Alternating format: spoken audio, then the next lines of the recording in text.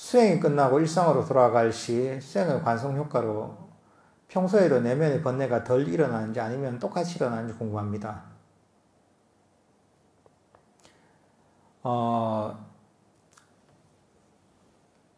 덜 일어나죠.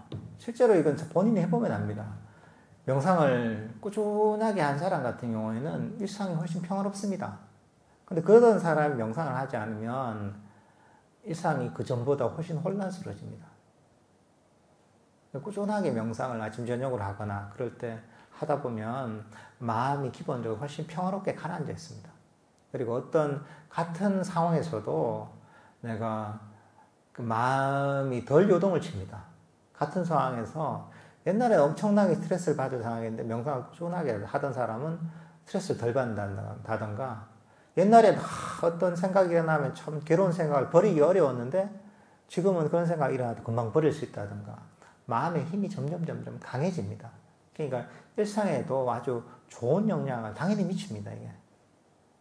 특히나 우리가 뭐 이런 것들이 직장인들 같으면 더 확실하게 느낄 수 있죠. 뭐 스트레스가 기본적으로 많기 때문에 대부분 직장인들이. 근데 꾸준하게 명상을 하면 스트레스가 훨씬 줄어드는 것을 느낄 수가 있을 겁니다, 이게. 그러니까 이 명상이 우리의 어떤 일상의 삶을 사는 데 있어서도 굉장히 큰 도움이 됩니다. 번뇌적 보리라는 말은 어떻게 이해해야 하는가요? 사실은 번뇌가 보리는 아닙니다. 깨달음이라고 하죠, 보리가. 근데 사실은 이 번뇌를 버려야지 깨달음에 이르는 것이죠. 우리가 금방 경전에서 봤잖아요.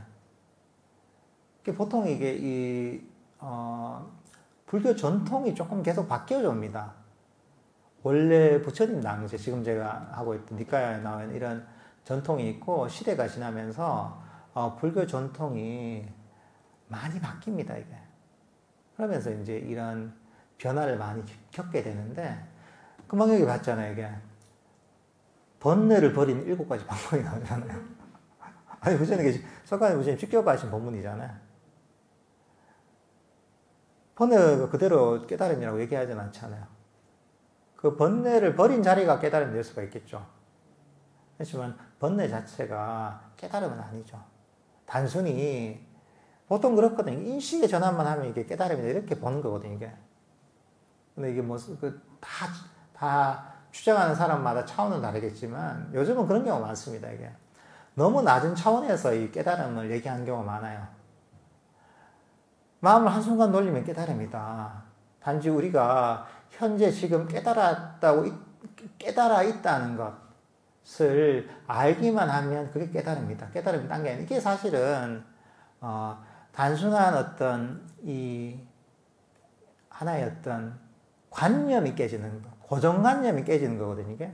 고정관념을 깨면 이제, 고정관념이 깨지면 뭔가 변화가 있거든요, 인식의 변화가.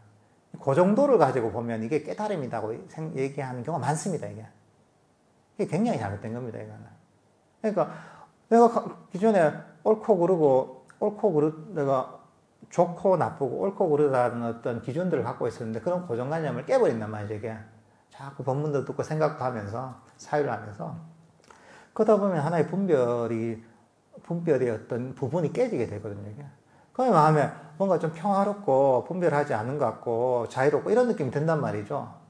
근데 이걸 이제 깨달음이라고 얘기하는 사람들도 제법 많습니다, 좀. 근데 그거는 사실 부처님이 얘기하는 그거하고 전혀 다르죠. 단지 이제 아주 얕은 차원에서 조금의 통찰이 일어난 거죠. 본질적인 수행하고는 거리가 완전히 멀죠. 본질적인 수행은 금방 여기 얘기했던 번뇌를 버린 7가지 방법. 이런 것들을 제대로 실천해야지 사실은 번뇌를 버리고 깨달음을 얻을 수가 있는 겁니다. 그러니까 우리는 기준점을 잘 가져야 됩니다, 이게. 원래 석가모니 부처님께서 하셨던 진정한 가르침이 뭔지 그 기준을 가져야 됩니다.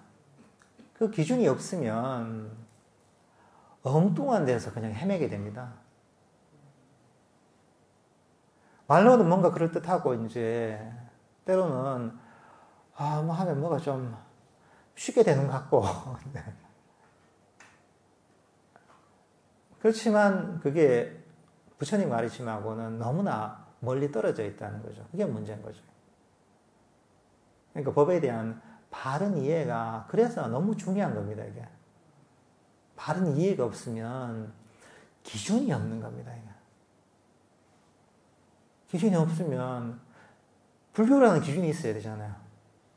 불교라는 기준은 석가모니 부처님한테서 나오는 겁니다.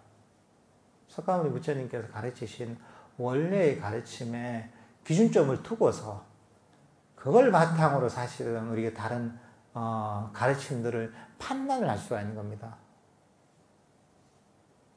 근데 그 기준이 없으면 이게 석가모니 부처님 가르침인지 누구 가르침인지 알 수가 없어요.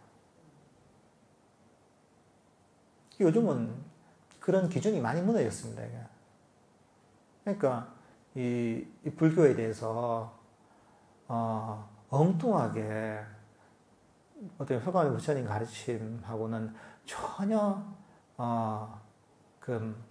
일치하지 않는 그런 가르침이 이제 이게 진짜 불교의 가르침이다 하는 주장하는 경우도 많은 거죠. 이게.